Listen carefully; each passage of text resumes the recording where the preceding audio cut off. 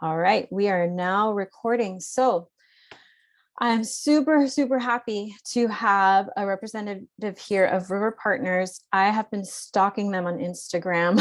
I've been fangirling over them and their work. I first learned of them through their really cool social media presence on Instagram and their stories and everything that they've been sharing about one of their newest state parks. I want to share a few things about the work that they've done since 1998. So since 1998, they have protected or restored habitat for endangered and threatened species at a rate of over 18,000 acres.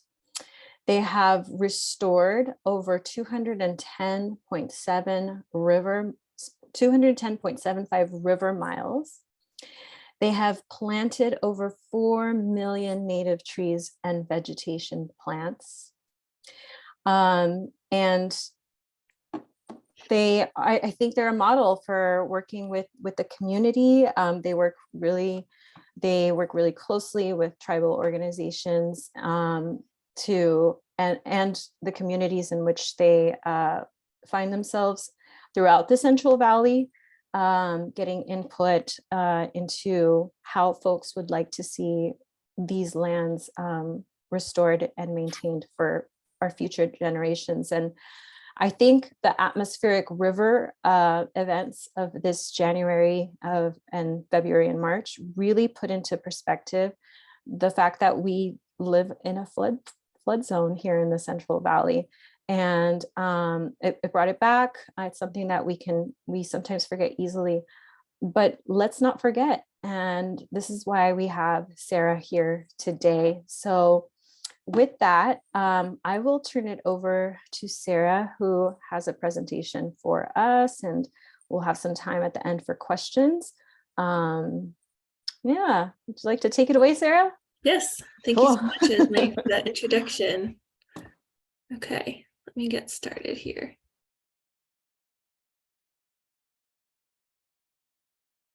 Okay, so hi everybody. Thank you so much for having me. I'm very excited to talk to you today about River Partners and what we do.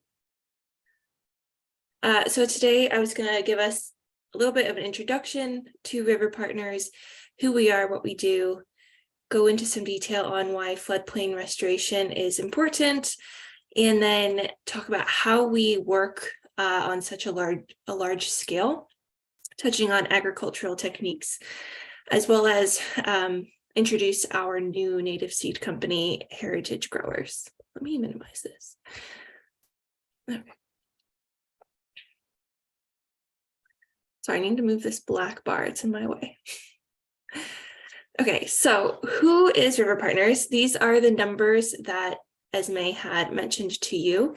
So we are a nonprofit organization founded in 1998, and we aim to create a thriving and hopeful future for the state's environment and communities by implementing scientifically driven riparian habitat restoration using modern farming practices.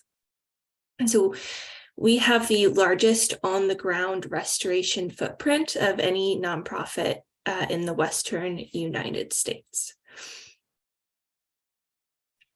And we are a statewide organization. We started out up in Chico working on the Sacramento Valley, but we have expanded down into the San Joaquin Valley with the office in Modesto. And then we also have an office in Southern California. And so this is just a nice figure showing where our work is throughout the state. We like to say that we bring life back to rivers, because before we came in and so severely modified and degraded the landscape of the Central Valley, you could find riparian forests up to a mile wide on either side of the rivers. And so, unfortunately, with all the conversion to agriculture putting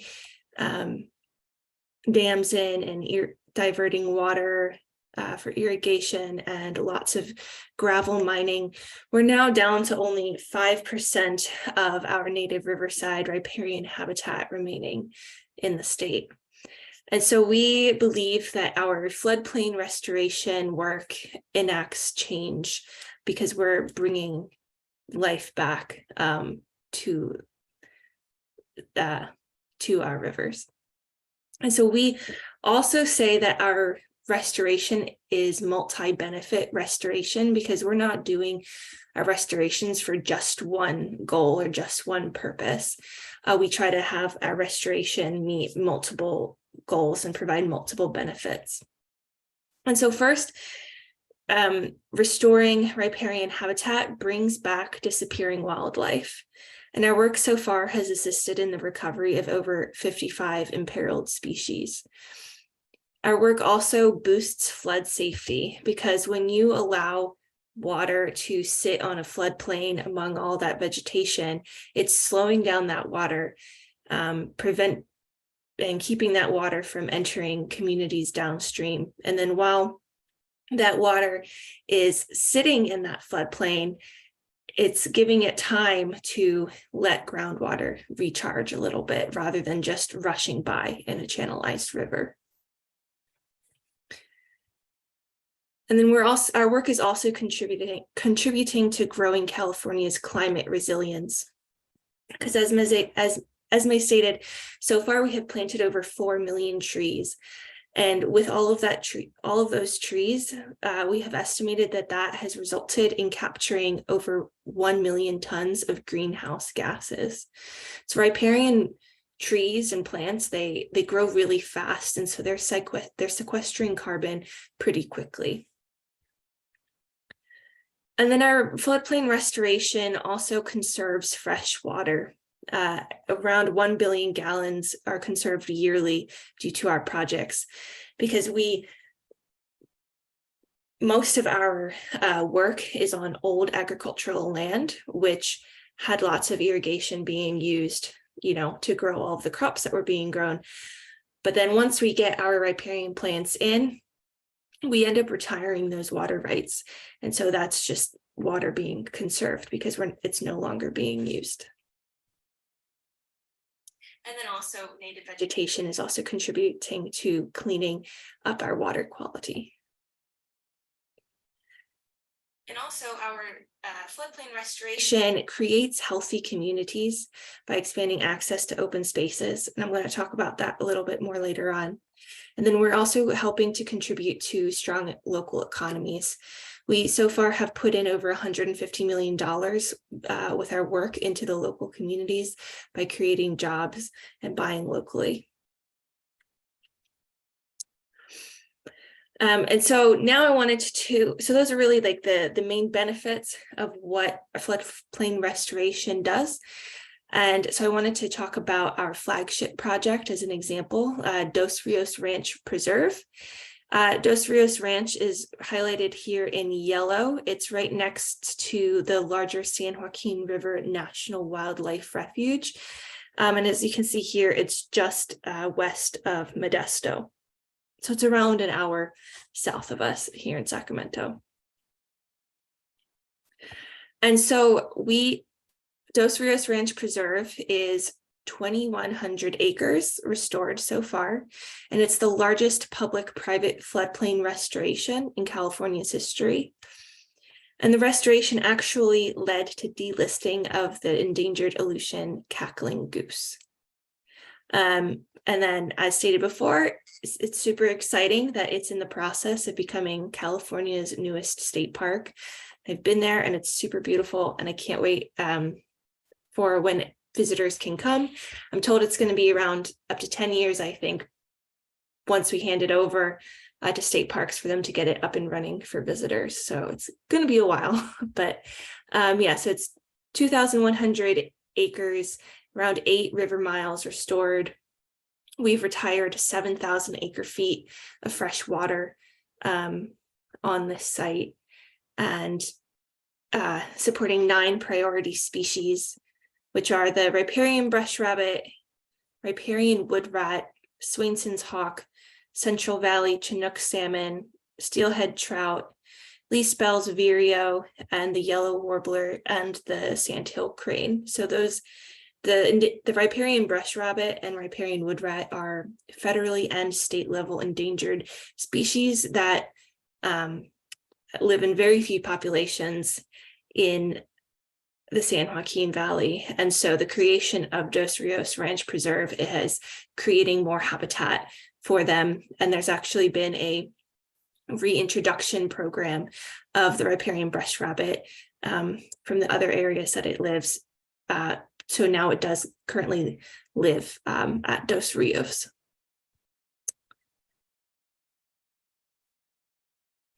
So this is just an image of what Dos Rios looked like before we restored it. So a lot of the land that we restore is agricultural fields that lie in the floodplain. So eventually these fields just get flooded so much that it's no longer economically viable for these farmers to continue trying to farm that land.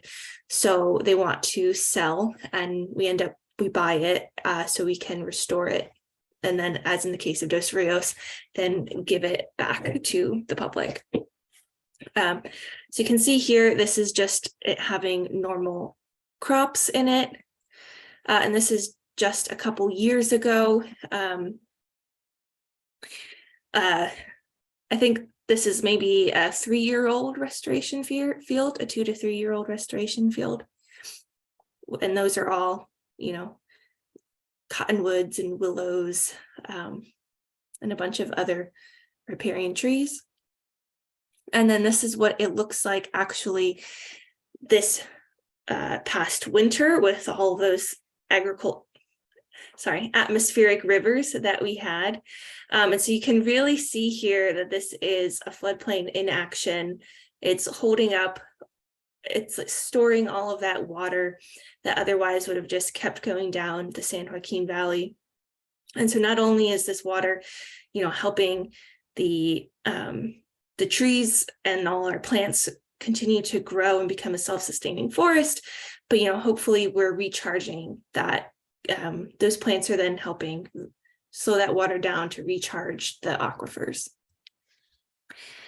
And this right here is just some drone footage taken from February, I think, of Dos Rios. Dos Rios is still underwater a little bit right now. They're doing some dam releases this month, so it's gonna probably stay underwater for a couple more months.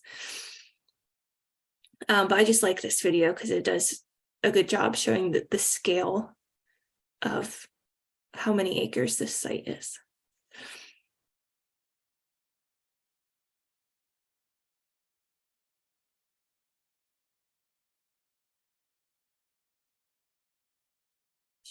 A few more seconds, I'll just let it play out.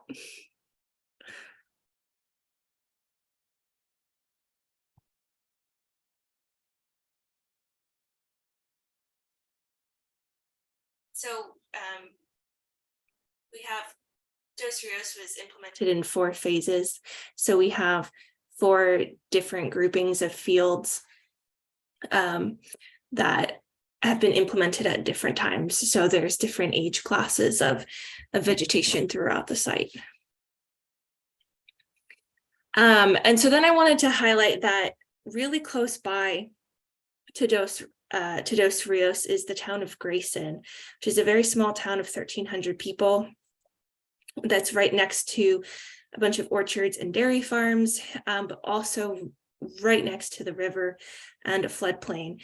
And they actually didn't have that much damage this past winter. And it's thought that it's in part due to the benefits of flood reduction from Dos Rios Preserve. And then I also wanted to highlight Grayson because we also own the parcel that is above the town.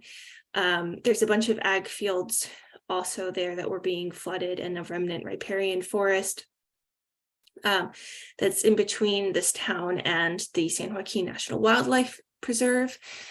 And so we bought that property and we're actively restoring it right now. And because it's so close to Grayson, we, incorporated community feedback into how we, designed this project and in determining what our goals and objectives were for the restoration at Grayson. For we had like a large community planting day where a lot of Grayson townsfolk came out to help plant and put plants in the ground, and that really does help with getting the local community committed to supporting a project. Once the site is restored, it's going to have a bunch of trails put in so that the community can go and have open access walking space. People can go fish. It's just pretty exciting. And then that leads into, I think that once this finishes restoration, it's going to then become part of the San Joaquin National Wildlife Reserve, or refuge, sorry, not reserve. And so then this brings me to a larger point that I wanted to make about the importance of restoration and green space for the health of our communities. And this is a driving force or driving like goal or inspiration behind what we do. So rivers offer excellent outdoor recreational opportunities, but not everybody in California has access to those. And the San Joaquin Valley in particular has the fewest parks per capita of anywhere in California. And research has proven that lack of access to the outdoors disproportionately affects historically underserved communities of color who often live near river corridors. And it's been shown that communities in the San Joaquin Valley often experience higher rates of heart disease, obesity, asthma compared to other regions with more access to parks. And so we're really hoping that through our work, reviving rivers, we're providing access to green space that can improve public health while contributing to local economies and help address inequities in natural resource and outdoor access. In Modesto, it's just super exciting that just a short drive away, once Dos Rios becomes a state park, like everyone in Modesto has access to a state park super close by. And then just overall, restoration projects can create lots of good paying green jobs, and overall restoring riverways injects millions of dollars into the sustainable restoration economy. Hold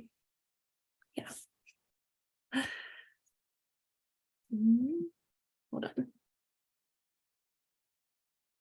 Oh, no. Okay. Yes. And so then another way of incorporating local communities into our restoration sites is the native use garden at Dos Rios Ranch. So native plants are foundation of indigenous life and culture, but with only, and riparian plants in particular are especially important, especially for basket weaving. But unfortunately, with only having 5% of our original riparian habitat remaining, these plants have become rare and difficult to access. And so what's really cool about Dos Rios is that River Partners partnered up with the California Indian Basket Weavers Association and the Tuolumne band Miwok to secure a first of its kind federal use authorization of a native use garden, where in perpetuity that land for the native use garden provides access for tribal members to go and do their collections. And so a bunch of plants such as sedge, deergrass, and dogbane for various cultural uses have been planted in this native use garden. And this is just, this is Kimberly Stevenot from the California Basket Weavers Association at an event at Dos Rios just last year with some examples of some basketry examples. And then this is from an Instagram post that we did from a collection event just earlier this year. Okay, so now I was going to talk about, how do we actually do our restoration at such a large scale? Because we're working at, hundreds of acres at a time. And the answer really is we're working it's because we are using agricultural techniques and equipment. We started from a farming background, and so we are continuing on with using farming techniques. And so what we do is we plant in rows with the potted wooded stock that we've had grown out at nurseries. And so every plant that we put into the ground is directly next to irrigation emitters, because we have lines of irrigation throughout the entire project. And because this restoration work is occurring in old agricultural fields, we are using that same irrigation setup that was being used in the past to implement this project. So that makes it pretty easy for us to get water throughout the site. And then in the aisles within those rows, we come in with a tractor and we drill seed our native forb and grass understory. And so that not only does that introduce some herbaceous diversity into the site, but it also allows us to have a competitive understory that will prevent reinvasion by weeds. And so this is just a photo sequence of what our sites look like over the years. You can see here in this photo, there's just, as far as the eye can see, little tiny plants surrounded by disposable milk cartons that we place over our plants, because that very much it protects the plants from herbicide that we would use for weed control. And then over time, it just grows up more and more and more. So this is just 3 years after planting. You can see a person standing there for scale. And a lot of people may think oh, well, you guys are planting in rows. It looks so unnatural, right? And yes, from an aerial footage, it doesn't look natural, I guess, in the beginning. But it's what has to happen to do the scale to reach the scale that we're trying to do. And we're at such a point that we need acres and acres of riparian restoration happening. But also once we stop maintaining the site, for the first few years, we're out there doing weed control. We may be mowing the native understory to control some of those weeds. But once we stop that and we pull out our irrigation lines, the site really starts to fill in. These species like coyote brush and willow, they grow pretty fast. And coyote brush especially is a prolific seeder. And so over time, we're going to have some natural recruitment, we're going to have some natural die-off, and we're going to get that more natural, that more patchy, heterogeneous look that you would find out in nature. So we're really just, we're just setting it on its course, and then it will take over. And our main goal for this restoration is to create a self-sustaining forest. So this is just a photo of Dos Rios. This is 3 years after planting in one of those fields. So you can just look how beautifully healthy and happy those plants look. Yeah, and then take a glass of water. And then another way that we can reach the scale that we do comes down to native seed supply. So when we do restoration at a site, we want to make sure that we are using the local ecotype of any of the species that we're putting into the ground, because the local ecotype is going to be the most adapted to the climatic conditions at that site. We also don't want to be swamping the genetics of any local plant populations, right? We don't want to just be like, homogenizing the genetic landscape throughout California.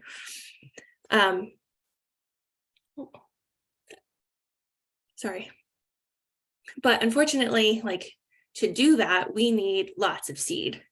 And so that requires seed companies to be growing out that seed. And so I wanted to talk to you today about Heritage Growers, which is a new venture of River Partners. So it's a nonprofit organization that is producing source-identified native seed and plants for habitat restoration. So you may have heard of other native seed companies like Hedgerow Farms and S&S Seeds or Great Valley Seeds. So we're entering that field too, because even though we have a few companies, there's always need for more and more seed, because there's just not enough seed out there for all of the restoration projects that have to be done. Or if there is enough seed, there's not necessarily enough seed for the specific species and ecotypes that you want for your project. And so Heritage Growers is really trying to contribute to that deficit. Last year, we had 12 acres of native seed planted in the fields, and we expanded this year to 156 acres. And so currently they're growing out approximately 90 different items, meaning species and multiple ecotypes of species. So you can just see here, these photos were just taken maybe last week, I think, and the general manager sent them out to me. It's just super beautiful, lupins and goldfields and phacelia and poppies. And so, and then this is a drone footage of some of the fields at the farm. And so Heritage Growers goes out to do wildland seed collection. They then plant that seed and amplify it out. They have to maintain their fields. They then harvest the plants to get that seed. And then they clean the seed and test the seed for quality and viability. And all of this, all of these practices are straight derived from farming practices and agricultural practices about how to harvest plants and seed. And so it really requires a lot of farming knowledge. Heritage Growers does contract growing seed amplification. So if you have a restoration site and you know that you have some local populations of certain species that you want to then be able to plant more of at your site, they'll come out, collect that seed, and then do a process of amplification, because you're never going to be able to collect enough seed to plant out as much as you want. So they grow out a small patch of that wildland stock collected seed so that they can harvest a little bit more seed, and then the next year they can grow out an entire field of that seed.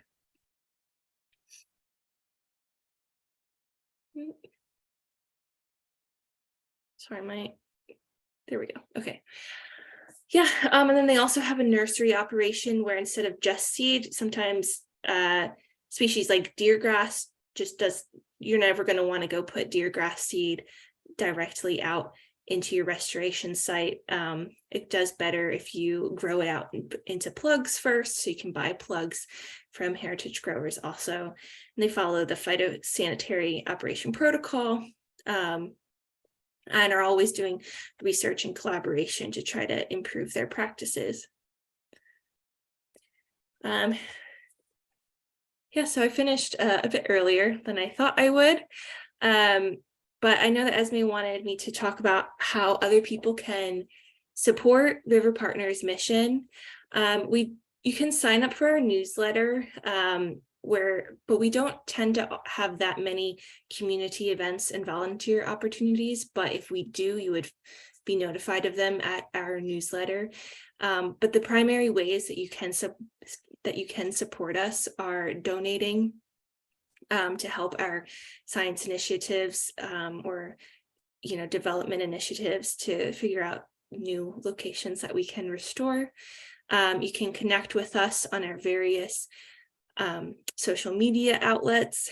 And then also what's just really important is talking to your local, like your friends and your family and your coworkers about why floodplain restoration is important and why people should care about it. So with that, I just want to thank you guys for letting me talk to you today. Thank you, Sarah. That was so cool. Thank you so much. Wow. And I just want to say, Sarah is new with River Partners. So yeah, round of applause for you and how you have succinctly and summarized the work of River Partners, because you're new yourself. So you haven't seen like the year to year, but you're definitely passing on the information very well to us. So thank you so much. And there's so much, I just want to say there's so much Yeah. more that we do, but I just can't fit it all. I'm sure. I mean, this is a nonprofit that has been going since 1998. So the fact that you guys expanded, I don't know how many fold of the acreage for the heritage growers is just speaks to the scale at which the organization envisions and then works. And it's pretty amazing. So I'm really thankful for the work that you guys are doing. One of the things that really hit home with me during the atmospheric rivers is I live in Elk Grove and I have the Stone Lake refuge around me, the Stone Lake National Refuge around me. Most of it is off limits. There's only small parts of it that are available to the public. However, I did see how so much of the water that possibly could have, and of course we did have some flooding over on private land, with the levees over there, but as far as like, I think it really, the refuge around us really took a lot of that water. And I learned how coyote brush is completely made for flooding as well. It's a total riparian plant that can take the flooding. And I reached out to you guys about it. I said, oh, by any chance, what can you tell me about the land around Elk Grove? And you guys actually have worked on it. That was a project with the Army Corps of Engineers that River Partners had a hand in making sure that there was floodplain around the city of Elk Grove, and the other smaller communities that are close by on the Delta. So things that we have to keep in mind, right? Like our development, especially agriculture, has like taken rivers and girdled them. When you look at the floodplains, how they're dynamic, they move. They have a belt, like you said, when you said 1 mile of forest, of riparian forest on either edge, usually, I mean, the fact that we've just come right up next to them and not given them that breathing room, that space that they need. They really are living bodies that need to move and will take back their space, right? Yes, definitely. So we have to keep this in mind if we're going to live with rivers in a good way in the future. So let me read to you some of the questions that are up so far. And please, if you have any questions for Sarah, now is a great time to throw them up on the Q&A, and I will go ahead and read them for everyone. So the first question is from Laura, and she asks, is River Partners a nonprofit, and how do its funds work, or how does it fund its work? Yes, we are a nonprofit. And so we fund our work in various ways. So we do contracts work where, there's mitigation projects where other agencies or need to, plant or restore how many acres of habitat. And so then we, bid out for that project. And if we get the bid, then we do that implementation. And then we also, get grant funds. So we get a lot of work funded by DWR, the Wildlife Conservation Board. Most of the funds when we purchase land come from those larger funding agencies. And then, once we purchase that land, restoration might not be ready to take place right away. And so we can lease out that land a little bit, keep it in agricultural and get a little bit of an income stream from that too, which also very much helps with the success of the project overall, because if you have agricultural land that you're then going to restore, you don't want to let it lay fallow at all in between, ending growing out crops and doing restoration, because that just lets the weeds come all in, and that's just going to make your project like a million times harder. And I'm sure it compromises the soil quality as well, right? The soil structure and all of that. Does that get impacted at all if a field lays fallow for too long? Oh, I'm not exactly sure if I can answer that question. Yeah, But maybe. I don't know. All right. Oriana asked, did the Dos Rios project involve levee removal? And if so, was the entire levee removed or was it just breached selectively? Yeah, so I don't think we did any like official levee removal, but there's a lot of farmer berms throughout the project that we degraded strategically to allow water to flow throughout the project. So whenever we do a restoration project, we're always hiring out like hydraulic engineers to do an analysis of our site to find out how water currently is flowing through the site, and where we can make changes in the topography to better have it become a floodplain, but also to make sure that any changes we make will not impact the surrounding landscape in any way, because we don't want any of our work to actually cause more flooding, to our neighbors, right? I'm sure, yeah, I'm sure it's a delicate dance that you guys have going on. But this winter provided so much proof of concept, right? Or just proof of that this works and that this work is so valuable. And we have to keep these things in mind for the future. Oriana also asked, does River Partners do any in-stream restoration? And I don't know what in-stream is, first of all. So if you know, can you first explain what in-stream restoration does or is, and if you all do it? I think that would be more, my understanding is like in the river, changing the bottom of the river a little bit, often that's needed to be done to help, salmon by putting redds down for the salmon, or trying to change the topography to reduce the slopes a little bit. I don't think we do that much work. We're mostly working like on the land right adjacent. So we don't really do any stuff in channel. Except I know we do have a project on a bunch of side channels up near Chico right now that I wish I knew more about, but I think we're doing some in-stream work for those projects. But in general, no, we don't. Okay. Paul asks, Sarah, how do you choose how many and which plants to put in your restoration areas? Well, that's a great question. A lot of thought goes into that. One, we look at what plants would go well in that region. Sac Valley near Chico might have a different plant palette than down in the San Joaquin Valley. So just location. We follow a lot the CNPS vegetation alliances, and how, the Mixed Riparian Forest Alliance may have certain percentages of, different species. So we try to follow that.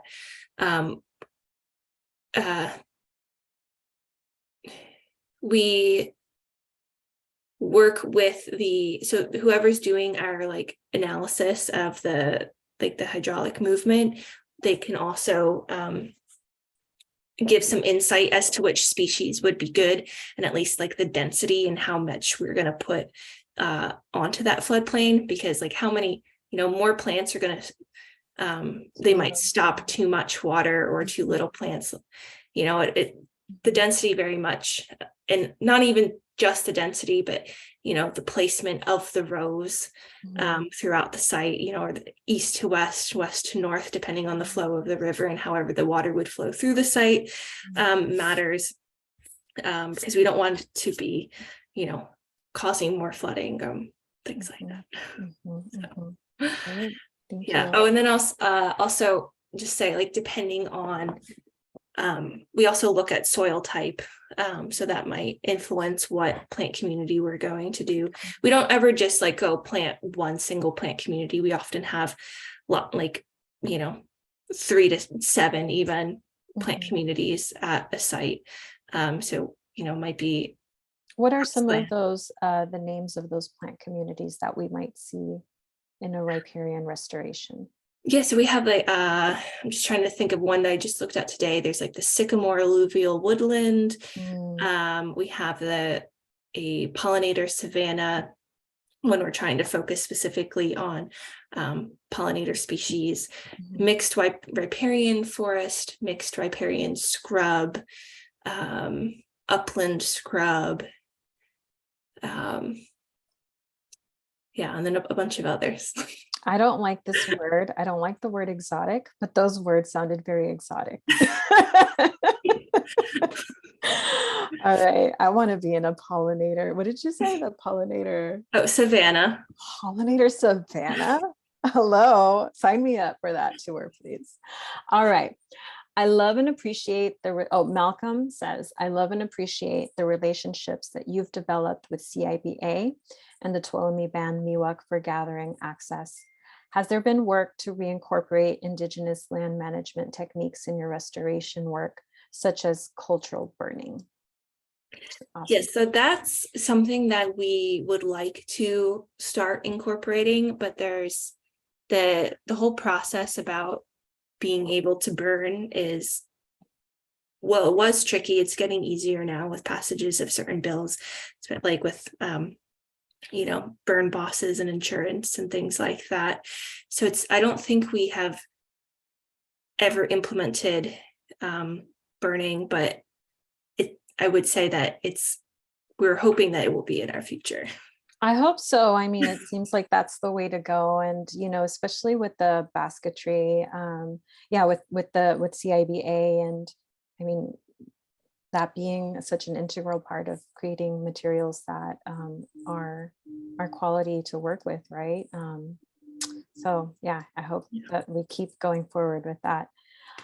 Jennifer asks, how can urban, she means downtown, old Sacramento, riverfronts improve? What can cities do with urban development challenges? Oh. I mean, so our Sacramento office is in Old Sacramento. So I do frequently walk along the riverside there. I guess I would like to see just more plants put in on our riverbanks to reduce more continuous erosion that's always happening.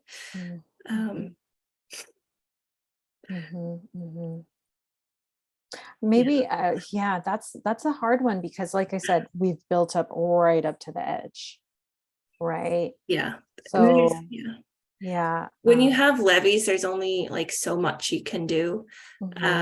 So we do some levee restoration projects near cities. We have a project near we had a project near the airport, but Mhm. levees, like they have so many like regulatory compliance rules that we just have to follow. There always needs to be like a line of sight down to the river. So you can't have too much tall vegetation. They always need to mow so that they can make sure that there's no, so they can see if there's going to be any holes forming, right? So it very much limits the planting palette that we can do. Interesting. I think that's a great question. I mean, I know some like salmon, or the salmon, like you said, the spawning bottom, the river bottom, some of that restoration work I think has happened over by Effie Yaw, but that's upriver a bit and not as urban as I think Jennifer wants us to be dreaming of and envisioning. And lastly, we have a question from Gina. Is heritage growers open for business and accepting contract grows now? And do you sell bulk seed? Yes, Heritage Growers is open for business and accepting contract grows. Awesome. They'll also hope, in the future, as things get going, they're going to have a web store too. And while you will never, so like just the average person can also buy seed from them. I think they said the minimum for seed will probably be at least a half pound, for species. But yeah. Okay. All right. Please reach out. Yeah. And I know that I have purchased bulk seed from growers like Heritage, Hedgerow Farms, and it can be a little expensive. So what we did is we purchased as a group, and everybody committed to like $20 or something like that, and we got a big group of people to go in on that purchase. So that was the way we did it. All right, so I am going to stop recording. That was the last question we had. And Sarah, thank you so much again for just giving us this really important information. Helps us newbies to the area learn more about our wonderful living water bodies around us that are always dynamic and always changing, and we have to plan for them and work for them and be in service to them as much as we are to each other. So thank you so much. And I'm going to stop recording with that. Yeah, and I also just wanted to do a shout out to CNPS. So I got my graduate degree at UC Davis. And so part of my research was funded by local CNPS chapters. So when I got their scholarships, so very cool. Yes. Funding the work, the future. I love it. Thank you, Sarah, so much. Let me stop recording. Thank you very much.